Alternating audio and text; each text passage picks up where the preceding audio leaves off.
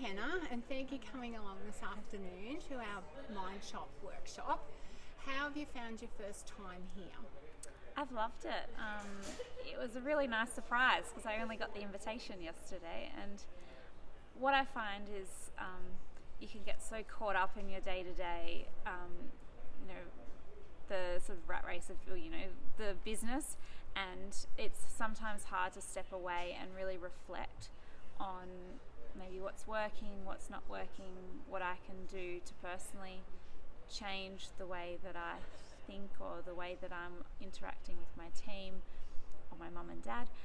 And so it's been a really nice experience to just be able to talk to other people, and in knowing that I was coming today, I actually spent some time just last night even reflecting a little bit more as well, and it's just been really helpful process for me. Yeah. Great. Well, thank you so much for taking time to tell us what you think. My pleasure. Thanks for having me.